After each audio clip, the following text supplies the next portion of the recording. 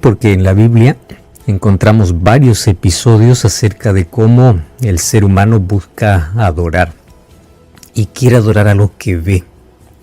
Sin embargo, en Juan capítulo 4 dice que Dios es espíritu y los que le adoran deben adorarle en espíritu y en verdad. Habla de una entrega espiritual y obviamente aquí vamos a analizar hoy la relevancia de este segundo mandamiento. Ya vimos el primero, que habla más sobre la idolatría mental, y hoy va a complementar el asunto de idolatría cuando habla acerca ya de cómo el ser humano fabrica con sus propias manos algo que pueda ver para adorar. ¿Cuál es la justificativa? Primero tenemos que entender que todas estas costumbres vinieron del paganismo. Los egipcios, los griegos, los romanos, ellos tenían deidades tangibles. Lamentablemente en la Edad Media, o un poco antes incluso de ello, comenzaron a infiltrarse dentro del cristianismo todas las costumbres paganas. Entonces todas las deidades que los paganos adoraban como esculturas, el cristianismo lo adoptó con personajes bíblicos. Entonces ya no adoramos a Ishtar, ya no adoramos al sol, no adoramos la luna, pero adoremos o veneremos a María, a Mateo, a Lucas, a Pablo, y ahí aparecen todos los santos, ¿no? Incluso los santos patrones de cada ciudad. Esta ciudad está protegida por tal, la fiesta de San Pablo, la fiesta de San Juan, la fiesta. En sí, los seres humanos buscaron siempre ofender a Dios, rompiendo este mandamiento. Ahora, en los días de Pablo nosotros encontramos un hecho sorprendente. En el libro de Hechos capítulo 14 dice que Pablo y Bernabé, que eran una dupla misionera, ellos iban allí a predicar el evangelio, un día llegaron a una ciudad que se llamaba Listra, y pues Listra era una provincia de Roma. En esa ciudad Pablo hace un milagro. Y claro, el milagro no venía por el poder que él tenía. Él era consciente que los milagros eran la evidencia de Dios para llamar la atención a la gente, para decir que el mensaje que ellos iban a dar pues era verdadero. Pero cuando ocurrió ese milagro, toda la gente se aglomeró. Toda la ciudad, dice literalmente el libro de Hechos capítulo 14, esa historia es interesante. Toda la ciudad se aglomera y la ciudad comienzan a pensar de que Pablo y Bernabé no son seres humanos, sino son dioses. Tanto así que a Bernabé le pusieron Júpiter y a Pablo lo llamaban Mercurio, que eran sus dioses visibles. Y allí estaba inclusive el sacerdote de Mercurio, aquel que rendía honor a Mercurio. ¿Qué cosa hace? Él comienza a llevar al pueblo a sacrificar animales en honor a sus dioses que supuestamente han bajado. ¿Qué hace Pablo? Fíjate, presta mucha atención a la actitud. Pablo rasga sus vestidos. Pablo haría lo mismo cuando hoy ve una imagen y ve San Pablo. ¿Por qué lo hizo? Cuando él ya hubo una ocasión donde a él quisieron adorarlo, venerarlo. Entonces, ¿qué hizo Pablo? Rasga sus vestidos. Y él dice: señores, ¿qué cosa es lo que están haciendo? Nosotros somos apenas seres humanos. Nosotros no necesitamos y no merecemos ni veneración ni adoración, porque hay algunos que confunden el asunto venerar con adorar, que dicen que es diferente, pero finalmente la veneración ya es un acto de adoración. Entonces Pablo lo que hace es llevar a esa gente a decir: por favor, no hagan eso. Y si ustedes quieren adorarme a mí o hacer una estatua de mí, no hagan eso. Eso es pecado. Nosotros hemos venido para anunciar el evangelio. Y hemos venido para anunciarles del Dios a quien ustedes tienen que adorar. Ahora, si eso dijo Pablo en vida, imagínate, si es que hoy Pablo se levantara de su tumba y viera tantas estatuas en su nombre, lo mismo diría: ¿qué están haciendo? ¿Entiendes? Un hecho. Ahora, eso no fue el único momento. Otra vez, Pablo está en Atenas, y en Hechos capítulo 17 cuenta allí cómo en su segundo viaje misionero en la ciudad de Atenas ocurre algo similar, solo que allí en Atenas obviamente se conocía por la tremenda idolatría que esta ciudad tenía, ya que tenía más de 3.000 dioses, conocido como el panteón de dioses. Dioses para todo. Entonces allí, otra vez, Pablo allí va a hablar sobre la vanidad y sobre el pecado de la idolatría. Y es interesante cómo a los de Atenas, él incluso los va a reprender. Miren, él dice en el discurso que da Pablo en Atenas, voy a leer a partir del versículo 27. Ahí está diciendo para qué él había ido, para que busquen a Dios y tal vez palpando lo puedan hallar, pues no está lejos de ninguno de vosotros, porque ahí la gente, Pablo está viendo que la gente quiere palpar a sus dioses. Él dice, porque en él vivimos y nos movemos y existimos, y como algunos de vuestros poetas dijeron, linaje suyo somos. Siendo pues linaje de Dios, no hemos de pensar que Dios sea semejante a imágenes de oro, de plata o de piedra, o de escultura de arte y de imaginación de hombres. Por favor, no hagan eso, dice Pablo. Está hablando de Dios. Hay algunos que dicen, no, lo que está diciendo es que los paganos tenían sus propias culturas. No, está hablando de esculturas acerca de Dios. Y aquí dice, por favor, no hemos de pensar que Dios es semejante a esas imágenes. Pues Dios, allí nuevamente le insta el arrepentimiento. Ya pasó o ha pasado por alto el tiempo de ignorancia. Ahora manda que los hombres se arrepientan. ¿Y por qué tienen que arrepentirse? Porque ellos han adorado esculturas, imágenes, que no son nada. ¿De dónde copió esto el cristianismo? Del paganismo.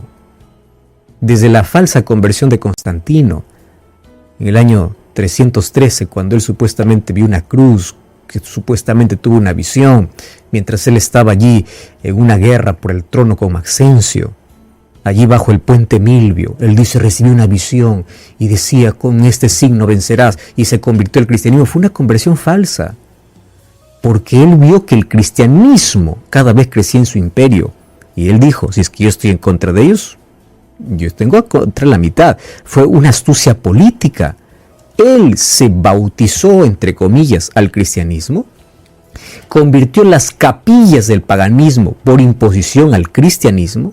El cristianismo llegó a ser la religión oficial del pueblo a cambio de, número 1, no habría más persecución. Los cristianos tendrían todo su derecho, pero yo hago lo que quiero. Y comenzó a introducir dentro del cristianismo todo el paganismo, porque él era mitraísta. Trajo la adoración al sol, trajo la adoración a imágenes, y eso fue infiltrándose, y de ahí vino la época de oscuridad. La gente no tenía la palabra de Dios y creyó, y a partir de allí vienen las tradiciones.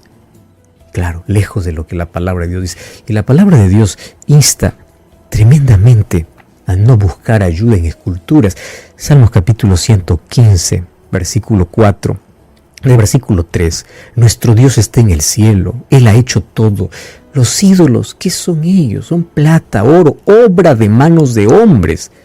Tienen boca, pero no hablan. Tienen ojos, pero no ven. Tienen orejas, pero no oyen. Tienen nariz, pero no huelen. Tienen manos, pero no palpan. Tienen pies, pero no andan.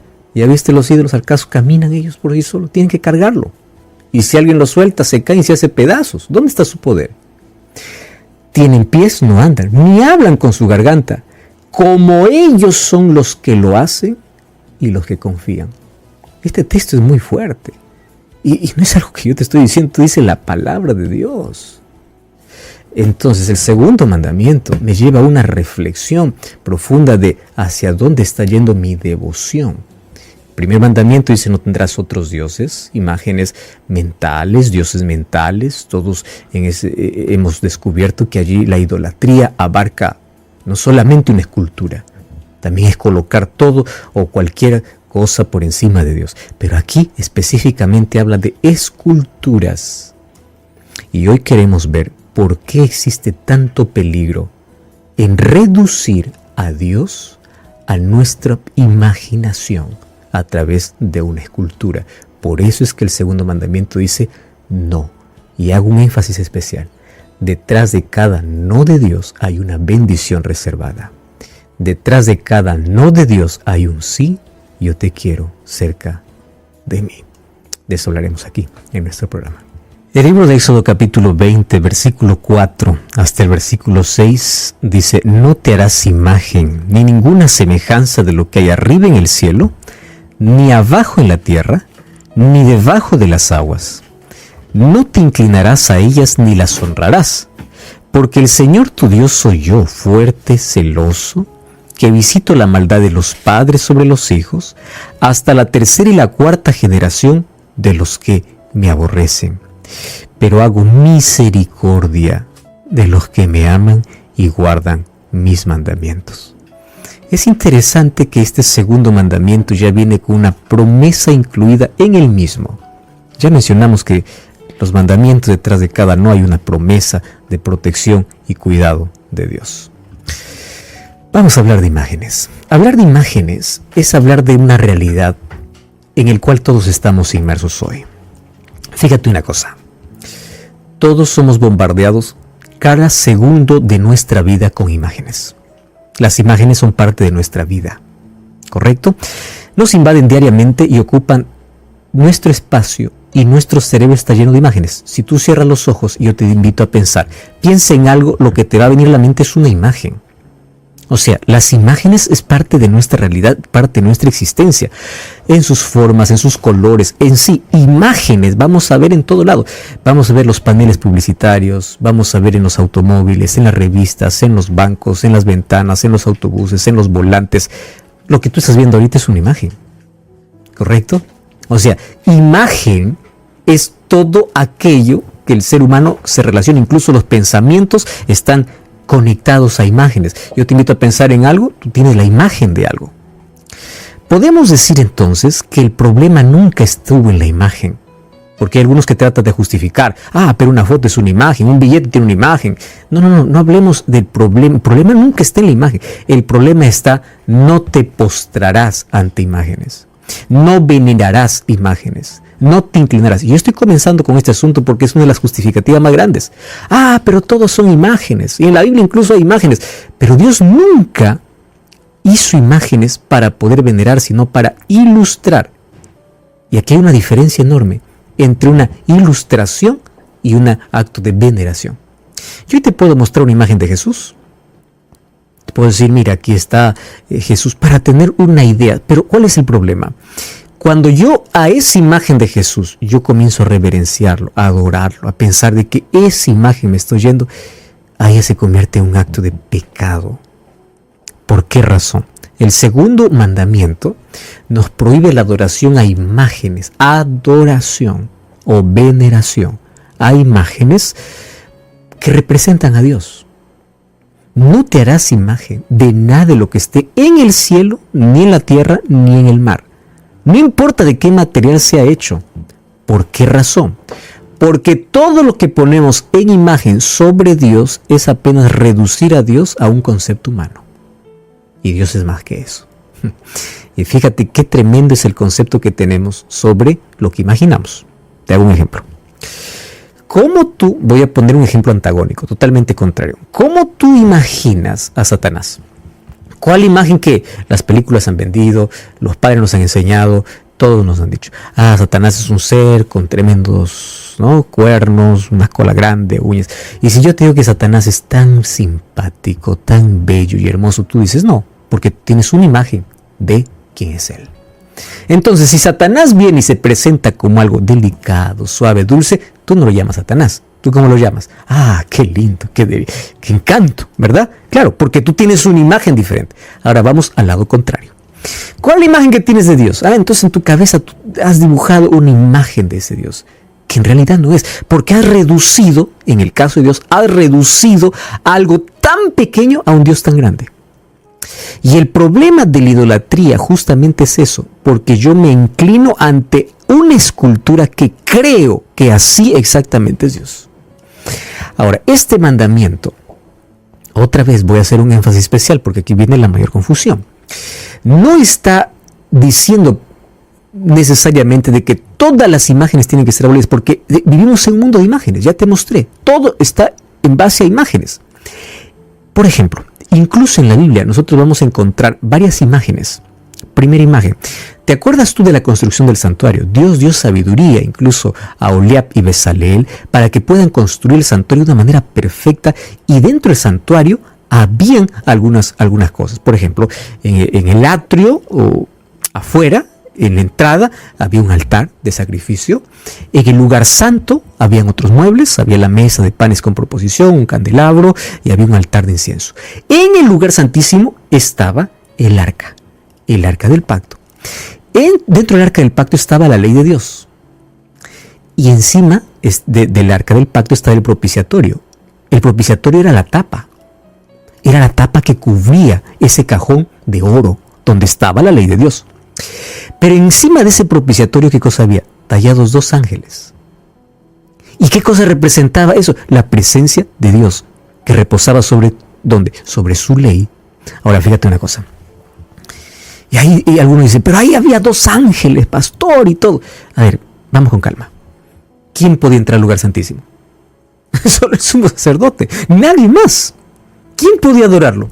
Nadie. Absolutamente, porque al lugar santísimo solo entraba el sumo sacerdote. Al lugar santo, ¿quién entraba? Solo el sacerdote. Todo lo que podría hacer la gente es mirar desde el atrio el sacrificio de los animales que representaban a Jesús. Entonces, aquella imagen que está construido en el arca, y luego Salomón hizo un grande templo ya con todas aquellas imágenes, nunca tuvieron el objetivo de ser adorados. Nunca. Pastor, y la serpiente de bronce en el desierto, Dios dijo que se haga Moisés una serpiente, aquel que mire es salvo. Entonces yo también miro a San Pablo, miro a San Juan, y yo pienso que así puedo ir a la presencia de Dios. Pero espera un momento. La serpiente en el desierto era un símbolo de Jesús, y no era una imagen que se levantó para adorar. Dios no dijo, di a la gente que vaya a postrarse delante de la serpiente. No, dijo, miren. Porque el acto de mirar era un acto de fe. ¿A quién tenían que mirar a través? Igual que como miraban al Cordero, miraban a Jesús muriendo en su lugar. Al mirar a la serpiente, ellos iban a mirar a un Jesús que años después, iba a ser colgado para poder librarnos de la muerte y del pecado. ¿Qué sucedió cuando esa serpiente se convirtió en sinónimo de veneración? Mira lo que dice la Biblia, 2 de Reyes, capítulo 18, versículo 4. 2 de Reyes, capítulo 18, versículo 4. ¿Qué pasó con esa serpiente? Así es, los seres humanos somos así. En lugar de ser apenas un símbolo, la gente lo convirtió en un lugar de veneración. Mira lo que sucede. 2 de Reyes 18, 4 dice así. Quitó los altos, quebró las imágenes, taló los postres idolátricos y hizo pedazos la serpiente de bronce que había hecho Moisés. ¿Pero por qué? ¿Por qué hace esto? ¿Por qué hizo pedazos la serpiente que hizo Moisés? Porque hasta ese entonces los israelitas quemaban incienso y los llamaban Neustán. Qué interesante. Lo que al comienzo era un símbolo, ¿en qué cosa se transformó luego? En un acto de veneración. Y cuando se convierte en veneración, vamos a arrodillarnos, vamos a quemar incienso. Ahí aparece y dice, no, hagamos pedazos de esto, porque esto nunca fue el plan. ¿Entiende la diferencia entre ilustrar y venerar? Muy bien. Todos los ídolos que son hechos por manos de seres humanos están reducidos solamente a su capacidad. Y cuando Dios necesita y quiere, es una adoración totalmente espiritual. Por eso es que, ¿qué cosa dice Dios en el segundo mandamiento? No te hagas ídolo, ni de lo que esté en el cielo, ni de lo que esté en la tierra, ni en las aguas. O sea, de nada, absolutamente nada. ¿Por qué razón? Porque esta era la manera como los paganos, cuando hablamos de paganos, estamos hablando de las culturas que no conocían de Dios, egipcios, griegos, romanos, medos, todos ellos adoraban a lo que había en el cielo, lo que había en la tierra, y hacían objetos y ellos adoraban. Y Dios dice, ¿ustedes quieren hacerme a mí una escultura basado en lo que imaginan de quién soy? No, eso no va a suceder. No hagan eso. Un ejemplo claro de cómo esto es tan pecaminoso es lo que sucedió con los 3 amigos de Daniel. Daniel y 3 más, Ananías, Misael y Azarías, fueron llevados de Jerusalén para Babilonia. Un día, mientras todas las cosas estaban tranquilas, Nabucodonosor tiene un sueño. Es interpretado por Daniel, Sin embargo, Nabucodonosor no queda contento con eso, pasa algún tiempo y dice, yo voy a hacer una estatua exactamente así como he soñado, con una diferencia. Daniel me ha dicho que solamente yo soy la cabeza. Yo no quiero ser la cabeza, yo quiero ser todo. En otras palabras, yo quiero que mi reino no tenga fin, sea de la cabeza a los pies. En lugar de poder hacer una estatua con los metales que él había soñado, que son oro, bronce, hierro y hierro con barro cocido, él dice, quiero una estatua de oro completa. En otras palabras, mi reino va a ser eterno. Pero él impone una escultura y hace que todos puedan adorarlo. Todos. Y llama a toda la población, y dentro de ellos estaban Sadrach, Mesach y Abednego, que en sí era Ananías, Misael y Azarías, que sus nombres habían sido cambiados. Cuando están delante de la estatua, Nabucodonosor, con el afán de que todos puedan inclinarse, él da una orden. Todos, al sonido de la música, se va a inclinar. Aquel que no se inclina va a tener un castigo. Yo le voy a meter a un horno de fuego. Lo que decía Nabucodonosor no era una broma, no era un decir. Nabucodonosor era cruel, muy cruel. Era el rey, lo que decía se hacía. Cuando aconteció esa primera vez, la música sonó, todos se arrodillaron, algunos por miedo, otros por devoción, otros por respeto, 3 se quedaron en pie. ¿Por qué? Por una simple razón, ellos entendían que no debían arrodillarse a ninguna escultura. Nabucodonosor los llamó y les dice, les voy a dar una segunda oportunidad. Y me encanta la respuesta de estos tres muchachos. Dice Nabucodonosor, no pierdas tiempo. O sea, nosotros ya lo tenemos claro. Si quieres, quítanos nuestra vida, pero no nos vamos a inclinar. Tú puedes llamar esto exagerado, pero aquí se cumple la promesa de Dios. ¿Cuál es la promesa de Dios? Yo hago misericordia de los que me aman. Mira lo que sucede. Nabucodonosor, furioso por eso, manda calentar el horno 7 veces más. Los 3 son echados, ni un pelo es quemado. Y es más, Nabucodonosor se queda loco al ver de que no hay 3, sino hay 4. Dentro del horno de fuego paseando. Aquellos que se habían acercado al horno murieron por el calor. Pero los 3 estaban paseando y encima había un cuarto. Y obviamente allí reconoce una vez más Nabucodonosor que lo que él ha hecho es algo necio, totalmente. Y él reconoce a Dios como el Dios verdadero, que no hay manera de poder representarlo por nada.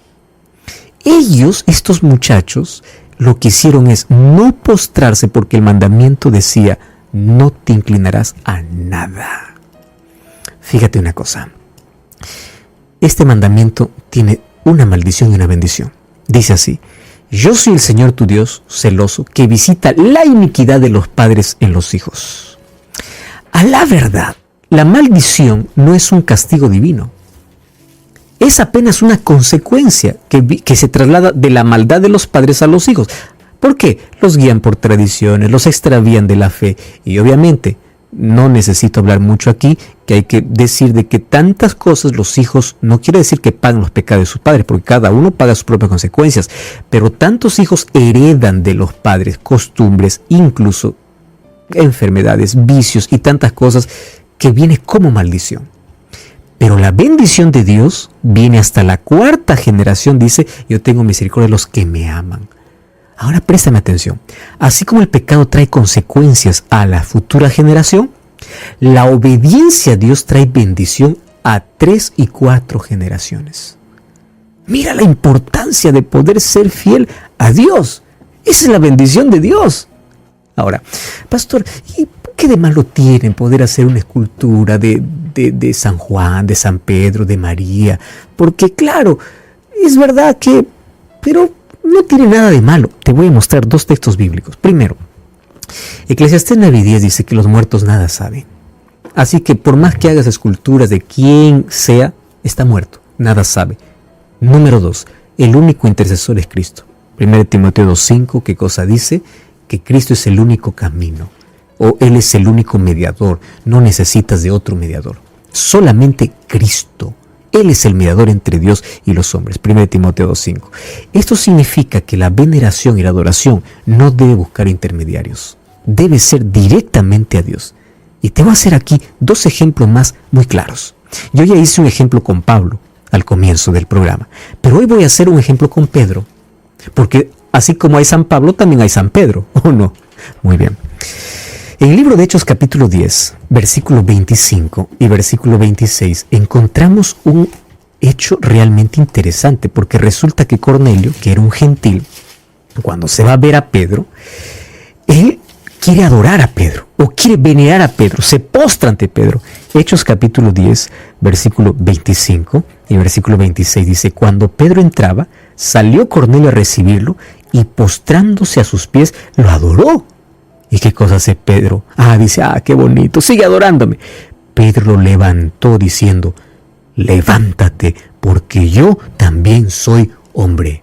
Es lo mismo que te diría cualquier escultura del cual tú representas si es que esa persona estuviese viva. ¿Qué cosa dijo Pablo a los que querían adorarlo? Señores, ¿qué les pasa? Es locura. Nosotros no necesitamos ni veneración ni adoración. ¿Qué cosa dice Pedro a Cornelio cuando le quiere adorar? Por favor, no lo hagas, yo soy hombre. Incluso los ángeles no reciben veneración. En Apocalipsis capítulo 19, versículo 10, dice Juan: yo me postré a sus pies para adorarle, y él me dijo: no lo hagas, yo soy consiervo tuyo y de tus hermanos, adora a Dios. Entonces, ¿por qué hacer esculturas? ¿Para qué? No tiene sentido. Primero, porque Dios dice: no te harás escultura de nada, ni de nadie, ni de lo que esté arriba en el cielo, ni bajo en la tierra, ni en las aguas, de nada. No te inclinarás ni las honrarás, porque yo soy Jehová.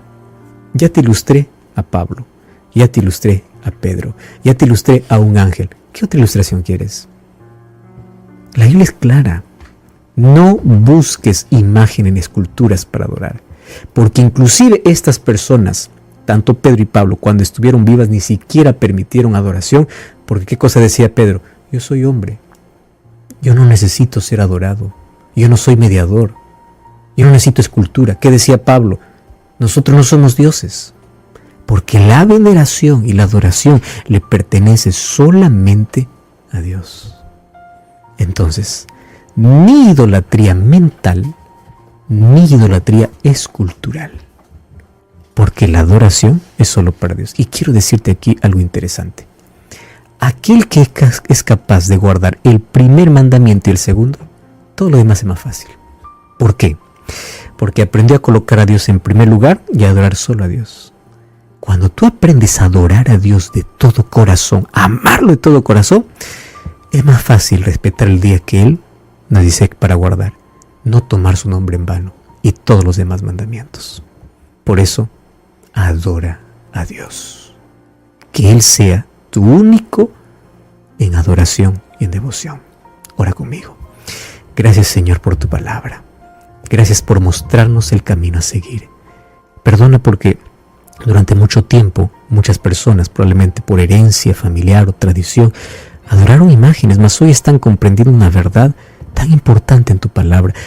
Saca de nuestro corazón la idolatría, tanto mental como escultural, para poder adorarte solamente a ti. Entregamos nuestro corazón y ayúdanos a comprender mejor que detrás de cada mandamiento hay tanta bendición. En el nombre de Jesús. Amén.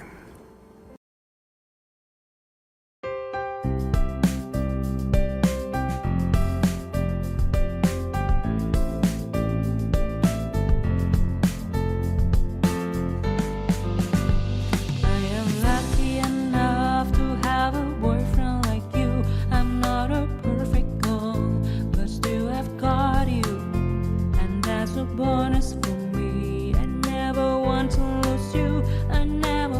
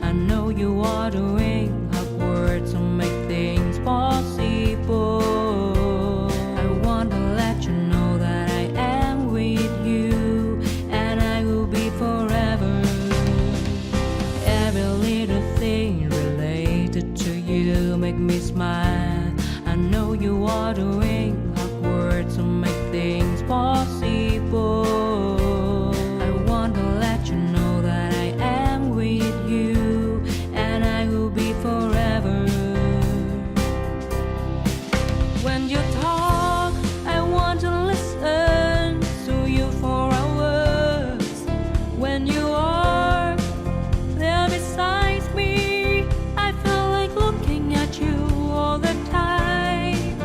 My love for you will never really change. Just want to tell you that you mean a lot to me.